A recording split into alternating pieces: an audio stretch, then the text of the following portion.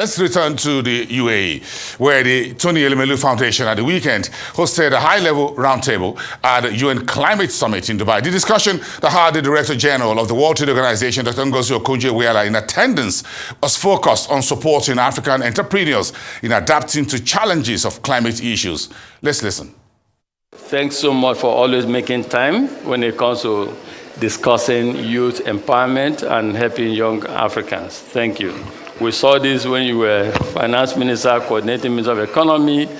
We saw this when you were at the World Bank, and we indeed are seeing it again now that you are at the World Trade Organization. We have entrepreneurs across Africa. They tell us always the frustration they have in trying to grow their businesses. We say to them, you have equity at WTO. We know those who are running WTO. So my sister, how can we, the Tony Elumelu Foundation and the World Trade Organization under your leadership, partner to empower and support young entrepreneurs in the green space in Africa? Well, first of all, good evening, everyone, and thanks for your patience. It's really delightful. And when my brother asks that I come and join him, I cannot say no, of course, because I'm terribly proud of what he has been able to do in just a few years to empower and inspire so many young entrepreneurs, and maybe older ones too. Thank you. But you asked me, what can we do to empower young entrepreneurs in the green space? First of all, I want to say to you that I'm one of those who believe thoroughly that we have no choice. The future is green.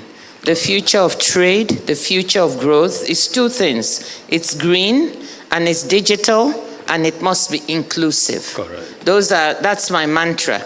So if you believe that, then those two spaces for us in trade, green trade, digital trade. Digital trade, for instance, is the fastest growing segment of trade. So we start thinking, what is it we can do at the WTO? And how can we work with young entrepreneurs? But I want to share with you a little bit of a frustration or a question I have, which is one question I want to pose to you. When I look at the press and I meet young people, or they come to the WTO for some program or the other, there's so many talented African young people who are actually already doing things in the green space. True. There are some of them who are working on EV, motorcycles and bikes, even cars. You know, there are others who are making solar-powered appliances. There are others who are trying to bring electric power to rural areas. There's so many exciting things happening. But I don't know the universe of this. It would be so interesting if we had some kind of database knowledge instead of these one-off stories, you know, that I keep hearing, oh, there's this brilliant person here and there's this young lady there who is doing something. And I wanted to ask you, Tony, do you have some kind of database of at least your group and those who are green? Because I think we need one. And the reason I'm saying this is because to go green and to empower young people in this space, we need partnerships. Sure. If we don't have the power of a collective, it will be difficult to form those partnerships. So I'm very, very interested. I don't want to duplicate what someone else has done. So I'm saying it openly. If anyone knows of where there is a database of all our young people, young entrepreneurs in green, please put up your hand. Because if there isn't, I'd like to see how we can develop one. How do we empower young people? I think it's mostly through partnerships.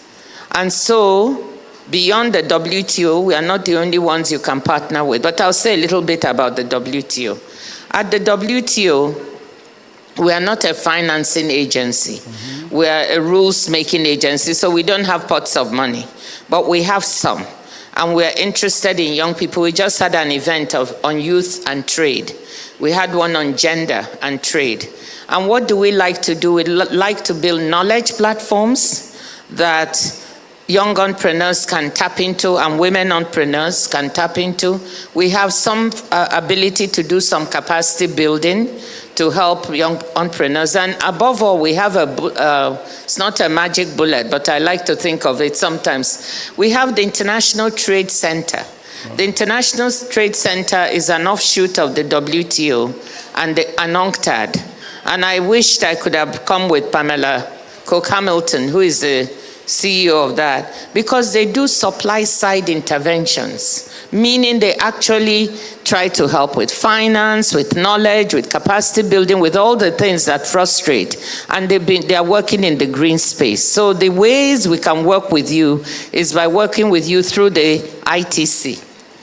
So, and also directly with the WTO itself, but as I said, through building knowledge together, helping to build your capacity. We are also trying to work with bigger enterprises and who have supply chains. Because you have young entrepreneurs who could be part of these supply chains, already are. And what we are trying to say to them is, there is opportunity in Africa.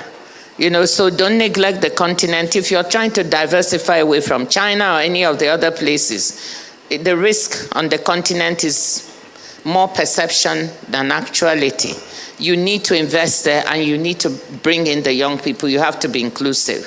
So those are the three ways. Two are very concrete because I have more control over. One is jawboning with the big CEOs to see what they can do. And we had an excellent session yesterday. There was a CEO session brought together by McKinsey, and I spoke there on this subject of diversification of supply chains into Africa and trying to bring the young people in the supply chains along. So let me leave it there for now. I can elaborate. Thank you very much. And she has challenged us, the audience. Data, green data. I think you asked me a question. So the Tony Elumelu Foundation and ICARE Foundation and Generation U, UNICEF Generation U, have come together, and currently we are supporting 200 young African entrepreneurs in green economy in Kenya. It's an experiment we're making now to see how that works, and then we should be able to catalyze it across the continent. But on the issue of data specifically, yes, we have data, those we have funded, out of the 18,700 we have funded, we have data of those who are in that green space, but I take up the challenge. We need to do even beyond what we do and see how we can help create that database for the continent where people who are in that space can register and begin to know what we have available on the continent. You see, well, then maybe we can work together. Yes. And Aruna, no, don't you want to be, maybe you have some data. She's going to comment after you now, because she's going to tell us she's been quite catalytic on the continent in this space too. Yeah. So, second question, again, what we did was at the foundation, we said, the 1.5 million young Africans who have trained through our Digital Connect, we asked a question. This session is coming up. What do you want to ask the DG? And so these questions, the second question is from they say, our young entrepreneurs across all 54 African countries tell us about the high barriers to trade. How can we reduce these trade barriers to help capacitize and empower them further? Well, the barriers to trade on the continent are really an issue because they raise the cost of trade. And there are two types mainly. There are the infrastructural barriers, there are the bureaucratic barriers. And the barriers in Africa amount to another 353% tariff.